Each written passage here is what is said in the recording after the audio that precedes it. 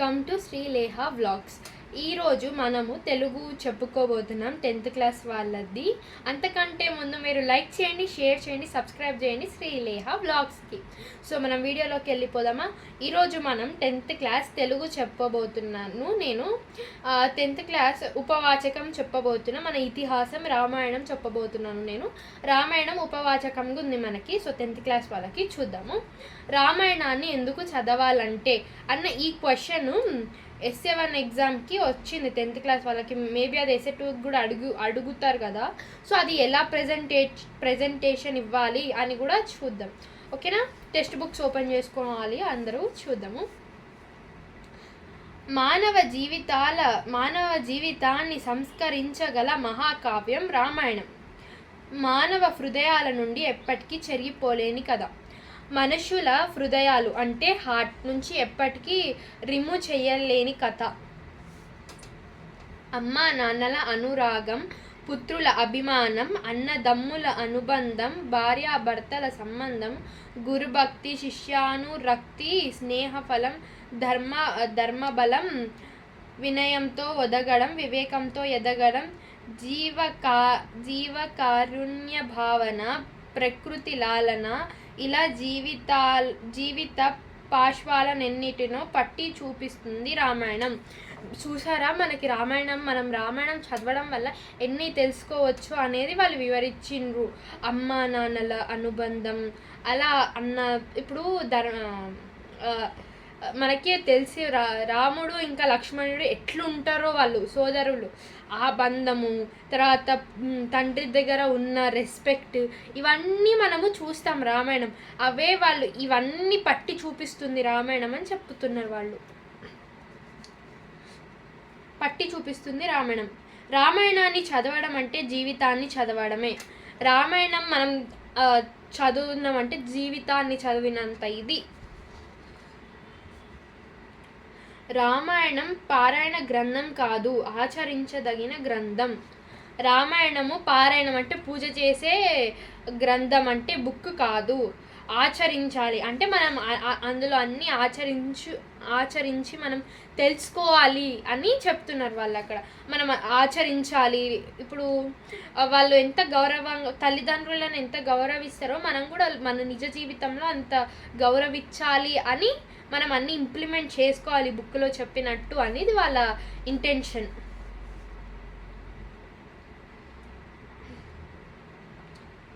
ఉత్తమ ధర్మాలను ఆచరిస్తే మనిషిగా ఎలా ఎదగాలో నేర్పిస్తుంది. మనం రామాయణాన్ని చదివినాక మనిషిగా ఎలా ఉండాలో నేర్పిస్తుంది రామాయణం. అంటే మనిషి ఎట్లుండాలి, మనిషి ఏది కరెక్ట్ వే, ఏది రాంగ్ వే అనేది చూపిస్తుంది. చిన్న పాత్రల ద్వారా సమున్నత సందేశాలను ఇస్తుంది. అంటే చిన్న పాత్రలే కానీ పెద్ద సోషల్ మెసేజ్ ఇస్తుంది కదా రామాయణము. అదే వాళ్ళు అక్కడ చెప్తుంది.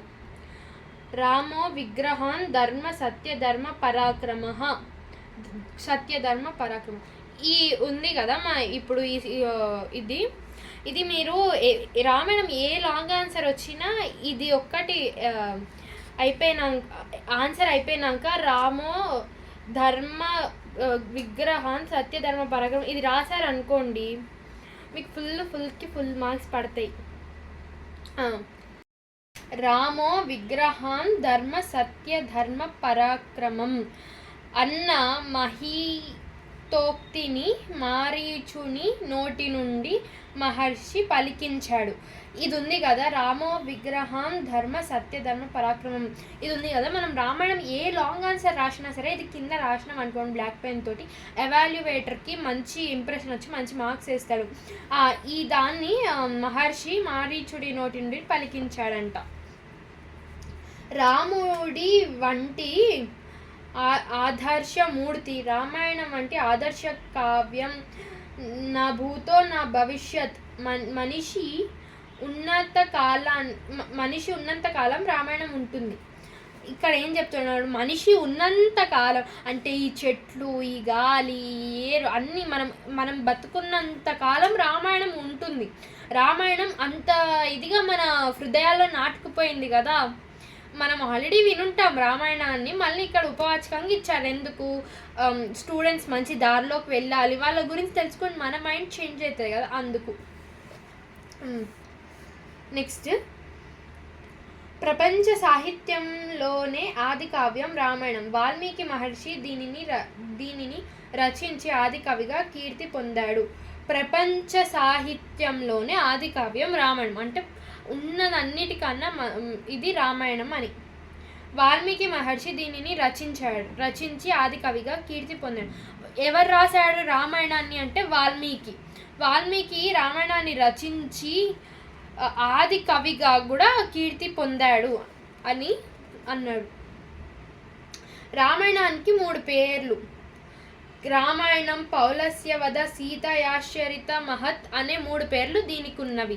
రామాయణానికి 3 పేర్లు ఉన్నవి. అదేంటేంటివి? రామాయణం, పౌలస్య వధ, సీతాయాగమ చరిత్ర మహత్ అనే 3 పేర్లు దీనికి ఉన్నవి.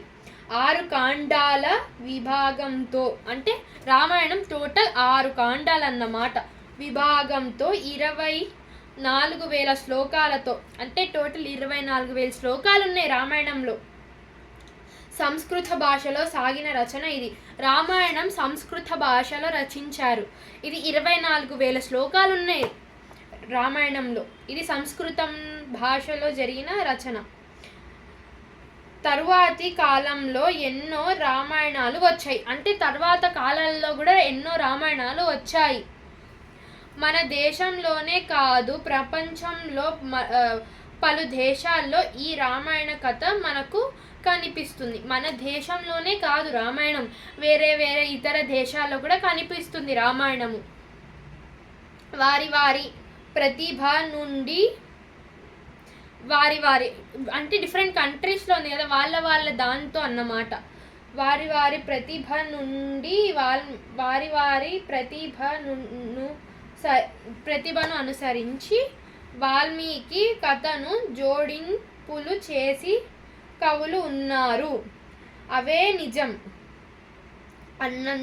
అన్నంతగా ప్రపంచం పొగిడింది కొన్ని ఖండాలను. సో మీరు ఇప్పటి వరకు చూశారు ఇది రామాయణం ఎందుకు చదవాలని. వాల్మీకి రామాయణ కథను సంక్లిష్టంగా అందించడమే ప్రయత్నం ఇది. అందరూ రామాయణాన్ని తెలుసుకోవడానికే ఇది మనకి ఇక్కడ ఇచ్చింది. రామాయణం ప్రతి ఒక్కళ్ళ దగ్గర తెలుసుకోవాలి అన్న దానికోసమే. సో మనము దీన్ని ఎలా ప్రజెంటేషన్ చేద్దామని చూద్దాం. ఈ 2 లైన్స్ అంత ఇంపార్టెంట్ కాదు, అందుకే చెప్పట్లేదు. ఇప్పుడు దీన్ని ఎట్లా ప్రజెంటేషన్ చేయాలి అనేది చెప్తాను, వినండి.